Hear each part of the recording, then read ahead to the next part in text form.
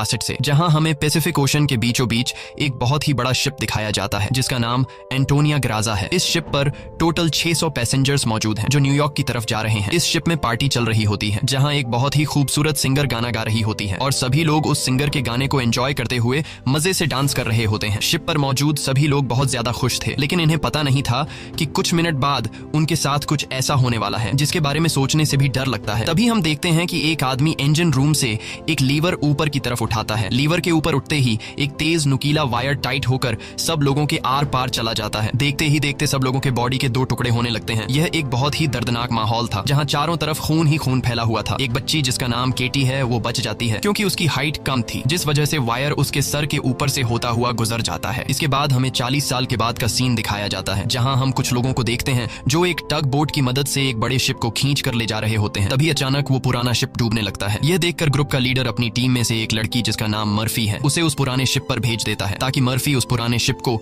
जिस वायर से बांध कर ले जाया जा रहा था उसे आजाद कर दे, वरना अगर यह पुराना शिप डूब गया तो उसके साथ साथ इनकी ये टग बोट भी डूब जाएगी। मर्फी जब उस पुराने शिप पर पहुंचती है तो उसे पता चलता है कि पुराने शिप के निचले हिस्से में दरार पड़ चुकी है जिस वजह से शिप में तेजी से पानी भरता जा रहा है और अगले 5 मिनट में यह शिप पानी में डूब जाएगा। मर्फी ये बात अपनी टीम के लीडर को बताती है। ये सुनकर टीम का लीडर मर्फी को ऑर्डर देता है कि जिस वायर से हम इस शिप को खींच रहे हैं उस वायर को आजाद कर दो और फौरन वहां से निकलकर हमारे पास टग बोट पर पहुंचो क्योंकि हम इस पुराने शिप को छोड़कर जाने वाले हैं। तभी टीम के 2 और साथी भी मर्फी के पास पहुंच जाते हैं और वो भी मर्फी को बाहर निकलकर शिप को छोड़ने के लिए कहते हैं, लेकिन इस शिप को ढूंढने में उन्हें 3 महीने लगे थे जिस वजह से मर्फी इतनी आसानी से इस शिप को छोड़कर नहीं जाने वाली थी। वो शिप को बचाने के लिए नीचे पानी में कूद जाती है जिसे देखकर ऊपर बैठे 2 साथी भी औजार लेकर मर्फी के पीछे कूद जाते हैं। ये तीनों जैसे तैसे करके शिप को डूबने से पहले ही उसकी दरार पर वेल्ड करके शिप को डूबने से बचा लेते हैं और इस शिप को यह लोग मार्केट में बेचकर बहुत सारा पैसा बना लेते हैं और यह पैसा टीम का लीडर सभी लोगों में बराबर बराबर बांट देता है। यहीं जैक नाम का एक आदमी इन लोगों पर काफी देर से नजर रखे हुए था और इन सब की बातें सुन रहा था। उसे पता चल जाता है कि यह लोग समुद्र में जो शिप गायब हो जाते हैं ये लोग उन शिप्स को ढूंढ निकाल कर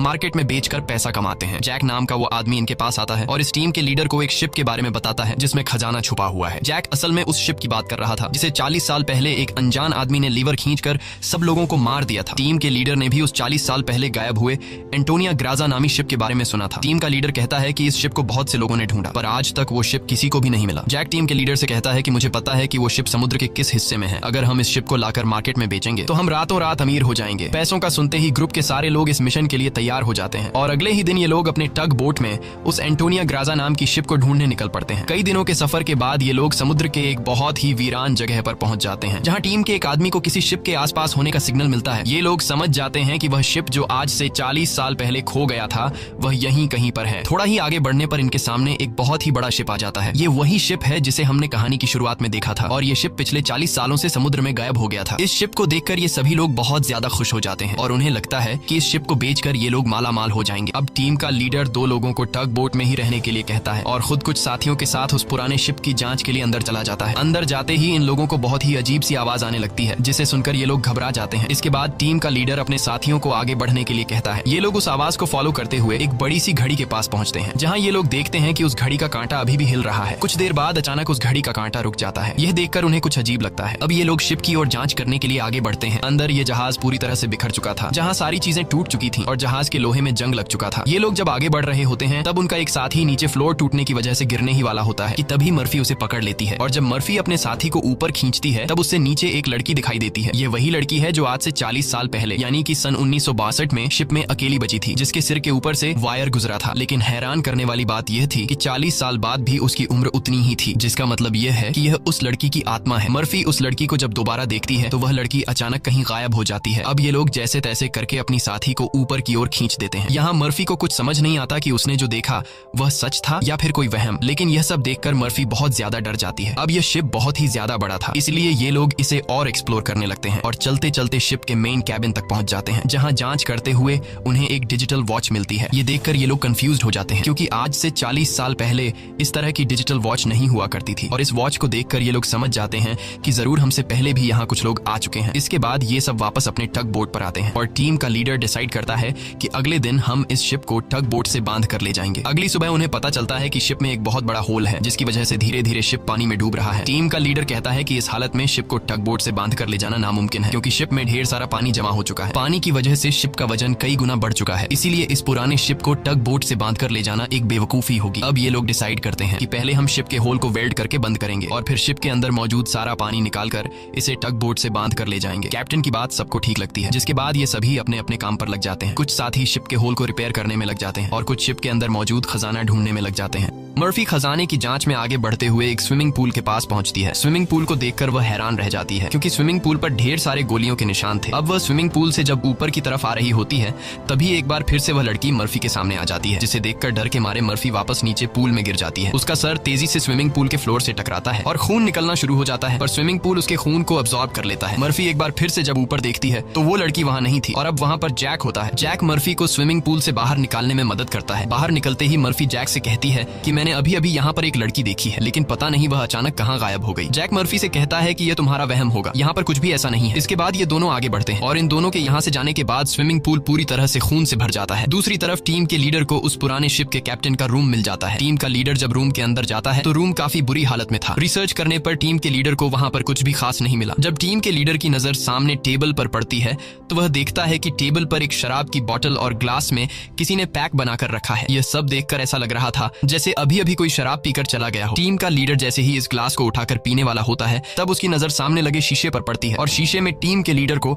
इस पुराने शिप का कैप्टन दिखाई देता है। यह देखकर टीम का लीडर बहुत ज्यादा डर जाता है और उसके हाथ से शराब की ग्लास गिरकर टूट जाती है और टीम का लीडर डर के मारे वहां से निकल जाता है। इस शिप पर सभी के साथ अजीबोगरीब इंसिडेंट्स हो रहे थे। टीम का एक साथी जिसका नाम मार्क है, उसे इस शिप पर किसी लेडी सिंगर के गाने की आवाज सुनाई देने लगती है। वह उस आवाज को फॉलो करते हुए शिप के ग्राउंड एरिया में पहुंच जाता है, जहां पर वह लेडी सिंगर भी मौजूद होती है। ये वही सिंगर थी जिसे हमने कहानी की शुरुआत में देखा था। दूसरी तरफ मर्फी और जैक आगे बढ़ते हुए लॉन्ड्री रूम से बाहर जाने वाले गेट को जैसे ही खोलते हैं, तभी अंदर जमा हुआ सारा पानी उनके ऊपर आ जाता है, जिसमें कई सारे लोगों की डेड बॉडीज थी। मर्फी और जैक डर के मारे वहां से आगे बढ़ने लगते हैं। आगे बढ़ते हुए उनके सामने एक कैबिन का दरवाजा खुलता है। अंदर जाने पर जैक को एक बहुत ही लग्जरी कार मिलती है, जिसे देखकर वह बहुत खुश होता है, पर मर्फी को यहाँ कुछ गड़बड़ महसूस होता है, इसलिए वह जल्दी ही यहाँ से निकलना चाहती थी। तभी एक दूसरे रूम से उन्हें कुछ हिलता हुआ नजर आता है। जब ये दोनों उस चीज के करीब आते हैं और उसके ऊपर रखा हुआ सामान हटाकर देखते हैं तो उनकी आंखें खुली की खुली रह जाती हैं, क्योंकि वहां पर सोने से भरा हुआ एक बॉक्स पड़ा था। ये देखकर मर्फी अपने बाकी साथियों को तुरंत बुला लेती है और जब सब यहाँ पहुंचते हैं तो सामान हटाने पर उन्हें इसी तरह के 9 बॉक्स मिलते हैं और हर एक बॉक्स में 28 गोल्ड प्लेट्स पड़ी हुई थी, जिसे देखकर सभी की खुशी का ठिकाना नहीं रहता, क्योंकि ये सभी रातों रात अमीर हो गए। इतने बड़े खजाने को ढूंढने के बाद ये लोग डिसाइड करते हैं कि इस शिप को यहीं छोड़ देंगे और सिर्फ सोना यहाँ से लेकर जाएंगे। इसके बाद ये लोग सारा का सारा गोल्ड अपने टग बोट पर रख देते हैं और अब ये लोग यहाँ से निकलने की तैयारी करते हैं। टग बोट को चलाने वाला कैप्टन बोट को स्टार्ट करने के लिए इंजन की सफाई करने लगता है और तभी हमें दिखाया जाता है कि टग बोट में रखा गया सिलेंडर का वाल्व अपने आप चालू हो गया है, जिससे हवा में गैस फैलना शुरू हो जाता है। वही मर्फी एक बार फिर से उसी लड़की को देखती है जो उसकी तरफ तेजी से भागती हुई आ रही होती है, जैसे वह मर्फी को कोई बात बताना चाहती है, पर तभी उसे कोई पकड़कर नीचे धकेल देता है और जैसे ही टग बोट का कैप्टन इंजन को ऑन करता है, तभी सिलेंडर से निकली गैस की वजह से पूरे बोट में एक बहुत ही बड़ा ब्लास्ट होता है, जिसमें टग बोट का कैप्टन मारा जाता है। अब ये लोग समुद्र के बीचों बीच एक सुनसान शिप पर फंस चुके थे। ये सभी लोग बहुत ज्यादा परेशान होते हैं, क्योंकि उनके पास जो यहाँ से निकलने का टग बोट था वह पूरी तरह से तबाह हो चुका था। इनका एक साथी जिसका नाम मार्क है, वो अपनी गर्लफ्रेंड की फोटो देखकर बहुत ज्यादा परेशान हो जाता है, क्योंकि 2 हफ्ते बाद उनकी शादी होने वाली थी और अब उसे लगता है कि वह कभी भी यहाँ इस शिप से बचकर नहीं जा पाएगा। परेशानी में मार्क वहाँ रखी कई साल पुरानी शराब पीने लगता है। दूसरी तरफ मर्फी भी कंफ्यूज्ड होती है कि उसे बार बार वह लड़की क्यों दिखाई दे रही है, इसीलिए मर्फी उस लड़की के बारे में जानने की कोशिश करती है। वह शिप के डेटा में पैसेंजर्स के नाम चेक करती है, जिससे उसे पता चल जाता है कि जो लड़की उसे दिखाई दे रही है उसका नाम केटी है। रिसर्च करते हुए वह केटी के रूम तक पहुंच जाती है, जहां अलमारी का दरवाजा खोलते हुए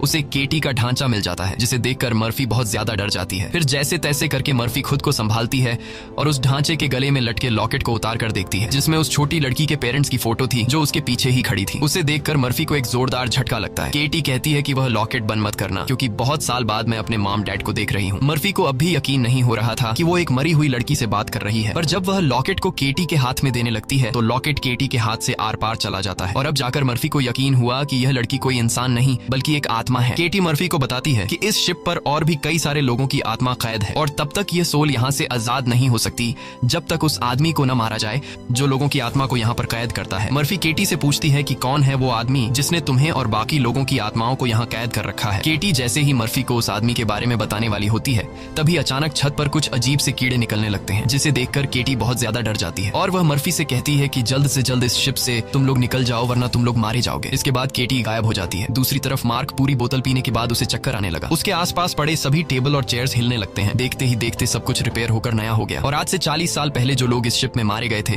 वह दोबारा से मार्क के सामने जिंदा खड़े हो गए। मार्क बीच में खड़ा था जिसके चारों तरफ लोग उसके लिए तालियां बजाने लगे। शुरू में तो मार्क को भी कुछ अजीब लगता है, लेकिन फिर वह सोचता है कि यह सब शराब का कमाल है। अगले ही पल वह लेडी सिंगर मार्क के करीब आ गई और वह मार्क के साथ इंटीमेट होने लगी। लेडी सिंगर पूरी तरह से मार्क को अपने वश में करके अपने पीछे लगा देती है। मार्क भी बिना कुछ सोचे समझे उसके पीछे जाने लगा। बेवकूफ मार्क को पता ही नहीं चलता कि यह सिंगर उसे एक ट्रैप में फंसा रही है। वह लेडी सिंगर फ्लोर के किनारे पर खड़ी होकर मार्क को बुलाने लगती है। मार्क इस सिंगर को हासिल करने के चक्कर में फ्लोर से नीचे गिरकर मारा जाता है। वही हमें टीम के लीडर को दिखाया जाता है जो इस पुराने शिप के कैप्टन के रूम में बैठा होता है। तभी वह देखता है कि शराब की बोतल अपने आप ही सरकने लगी। कुछ देर बाद उसके सामने इसी शिप के कैप्टन की आत्मा आ जाती है। यह देखकर टीम का लीडर काफी ज्यादा घबरा जाता है। तब शिप का कैप्टन उसे ग्लास में शराब डालकर पीने के लिए देता है। साथ ही वह उसे फोटो देता है जिसमें एक शिप होता है जिसका नाम लोरली है। कैप्टन बताता है कि आज से कई साल पहले हमारे पास एक आदमी आया था जिसने हमें लोरली शिप के बारे में बताया। उसने कहा कि लोरेलाई शिप में बहुत ही बड़ा खजाना छुपा हुआ है। जब हमने लोरेलाई शिप को रेस्क्यू किया तब हमें सच में वो सारा खजाना मिला। कैप्टन टीम के लीडर को एक दूसरी फोटो दिखाते हुए कहता है कि ये वो आदमी है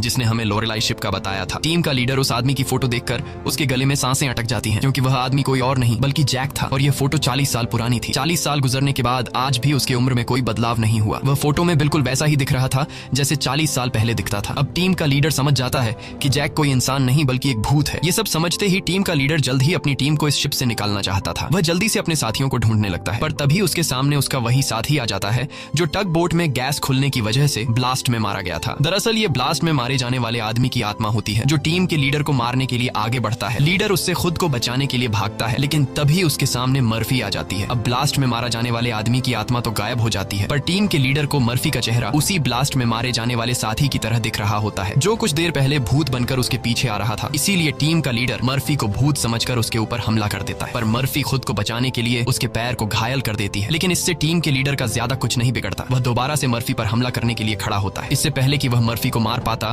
तभी पीछे से जैक आकर लीडर को लोहे के रॉड से सिर पर मारकर बेहोश कर देता है। जैक वही आदमी है जो इन सबको यहाँ लेकर आया था। पूरी टीम में सिर्फ टीम के लीडर को ही पता चल चुका था कि जैक कोई इंसान नहीं बल्कि एक डीमन है, और जैक को भी समझ आ गया था कि टीम के लीडर को मेरी सारी सच्चाई मालूम हो गई है। इसलिए वह टीम के लीडर को अपने रास्ते से हटाने के लिए सबको उसके खिलाफ भड़काता है। वो कहता है कि अगर ये दोबारा होश में आ गया तो यह हम में से किसी को नुकसान पहुंचा सकता है। सबको जैक की बात ठीक लगती है, इसलिए यह लोग अपने लीडर को एक टैंक में फेंक देते हैं। अब यहाँ से निकलने का कोई और रास्ता न मिलने पर यह लोग प्लान के मुताबिक शिप को रिपेयर करने के काम में लग जाते हैं। जल्द ही शिप में जिस सुरंग से पानी अंदर आ रहा था उस सुरंग को यह लोग वेल्ड कर देते हैं और पंप के जरिए जहाज के अंदर जमा हुआ पानी बाहर निकालने लगते हैं। मर्फी देखती है कि उनका एक साथी जिसका नाम मार्क है वो कहीं भी नहीं दिखाई दे रहा, इसलिए मर्फी उसे ढूंढने निकल पड़ती है। तभी उसके सामने उस लड़की की आत्मा एक बार फिर से आ जाती है जो उसे दिखाती है कि तुम जिस आदमी को ढूंढ रही हो वह मर चुका है। यह मार्क होता है जो लेडी सिंगर को पाने के चक्कर में मारा गया। और अब यह लड़की मर्फी के कंधे पर हाथ रखकर उसे 1962 की उस रात में ले जाती है जहां यह सारा इंसिडेंट हुआ था, जब सबके सब शिप में मारे गए थे। उस रात शिप पर मौजूद सभी लोगों को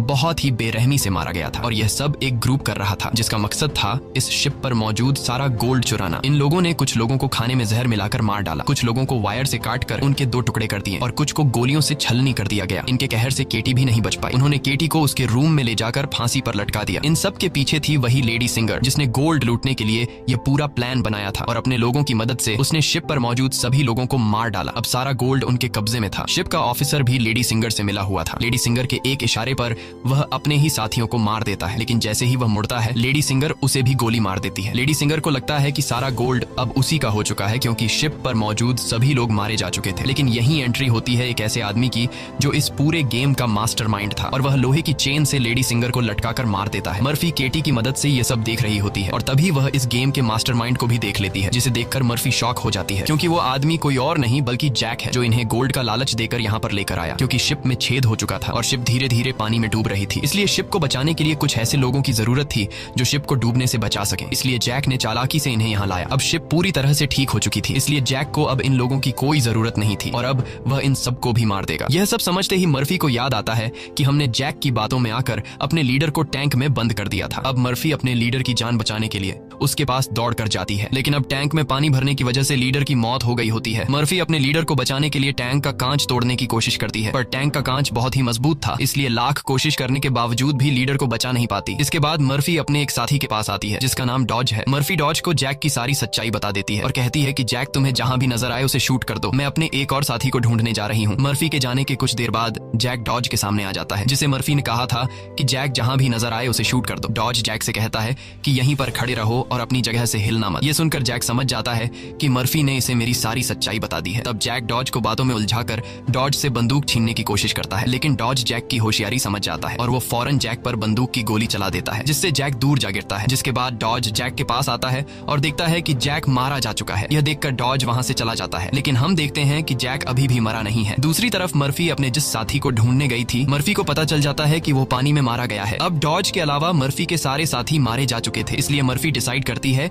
कि वो इस पूरे शिप को तबाह कर देगी। जिसके बाद मर्फी शिप के हर एक कोने में बॉम्ब फिट करने लग जाती है और तभी उसके पास डॉज आ जाता है। डॉज मर्फी को बताता है कि मैंने जैक को मार दिया। ये सुनकर मर्फी कहती है कि जैक नहीं मरने वाला है, क्योंकि जैक कोई इंसान नहीं बल्कि एक डीमन है, इसलिए हमें यह पूरी शिप ब्लास्ट करनी होगी ताकि जैक हमारी तरह और किसी इंसान को यहाँ लाकर न फंसा सके। और जैक ने जितने भी सोल्स को इस शिप में कैद कर रखा है वो सभी आजाद हो जाएंगे। डॉज यहाँ पर गुस्से से मर्फी को समझाता है कि हमें शिप को ब्लास्ट नहीं करना चाहिए, क्योंकि इस तरह से शिप में रखा सारा गोल्ड बर्बाद हो जाएगा और हमें बिना गोल्ड हासिल किए खाली हाथ घर लौटना होगा। मर्फी कहती है कि यह गोल्ड दरअसल जैक का एक चाल है जो हम यहाँ से कभी भी नहीं ले जा पाएंगे, इसलिए मुझे हर हाल में यह शिप ब्लास्ट करनी होगी। अब जैक समझ जाता है कि मर्फी किसी भी हाल में नहीं मानने वाली, इसलिए जैक अपने असली रूप में आ जाता है, जिससे हम समझ जाते हैं कि जैक ने डॉज को भी मार दिया था। जैक उसे बताता है कि तुम्हारा और मेरा काम एक ही है, जिस तरह से तुम समुद्र में फंसी हुई शिप्स को जमा करती हो उसी तरह से मैं सोल्स को जमा करता हूँ। पहले मैं भी इंसान था, लेकिन मैंने बहुत पाप किए जिसके बदले मुझे यह काम दिया गया, और अब मैं सोल कलेक्टर हूँ जिसके लिए मुझे शिप की जरूरत है और मैं नहीं चाहता कि तुम इस शिप को ब्लास्ट करो। जैक मर्फी को एक चांस देता है। वो कहता है कि जाओ, मैं तुम्हें नहीं मारूंगा, लेकिन बदले में तुम्हें इस शिप को ब्लास्ट नहीं करना होगा। पर मर्फी उसकी बात नहीं मानती, जिसके बाद जैक एक लोहे के रॉड से उस पर हमला कर देता है, जिससे मर्फी नीचे गिर जाती है। अब जैसे ही जैक मर्फी को मारने के लिए आगे बढ़ता है, तब मर्फी एक तीर चलाकर उस बॉम्ब वाले रिमोट पर निशाना लगाती है और खुद फौरन पानी में कूद जाती है। जिसके बाद शिप में एक बहुत बड़ा ब्लास्ट होता है। ब्लास्ट की वजह से शिप पानी में डूबने लगती है और मर्फी पानी के अंदर शिप के नीचे फंस चुकी होती है। अब उसे बाहर निकलने का कोई रास्ता नहीं दिखता और उसकी सांसें भी फूलने लगती हैं। पर तभी वहां पर केटी की आत्मा आती है, जो मर्फी को हाथ से पकड़कर ऊपर का रास्ता दिखाती है। तब मर्फी देखती है कि जैक ने जितने भी सोल्स को कैद कर रखा था वो सभी सोल्स आजाद हो गई हैं। मर्फी बड़ी मुश्किल से ऊपर सरफेस पर आ जाती है और वो देखती है कि शिप में जितने भी सोल्स थे वो सब अपनी असली दुनिया में जाने लगे हैं। दरअसल यहाँ जितने भी सोल्स थे वो सभी जैक के गुलाम थे। सिर्फ केटी की सोल उसकी गुलाम नहीं बन पाई, क्योंकि केटी की सोल पवित्र थी, जिस वजह से जैक उस पर ज्यादा कंट्रोल नहीं कर पा रहा था। इसीलिए केटी की सोल बार बार मर्फी की मदद कर रही थी। यहाँ मर्फी एक बॉक्स के सहारे समुद्र में तैरती रहती है और तभी वो एक शिप तक पहुंच जाती है, जो शिप उसे रेस्क्यू कर लेता है। जब उसे पोर्ट पर लाया जाता है तो वो अपनी एम्बुलेंस से देखती है कि जैक अभी भी जिंदा है और शिप का जितना भी गोल्ड था वो उस गोल्ड को एक दूसरे शिप में ट्रांसफर कर रहा है, ताकि उस गोल्ड के लालच में वो और भी लोगों को मार सके और उनकी आत्माओं को कैद कर सके। इसी के साथ ये कहानी खत्म हो जाती है। अगर आपको हमारी वीडियो अच्छी लगी हो तो हमारे चैनल को सब्सक्राइब और वीडियो को लाइक जरूर कीजिएगा।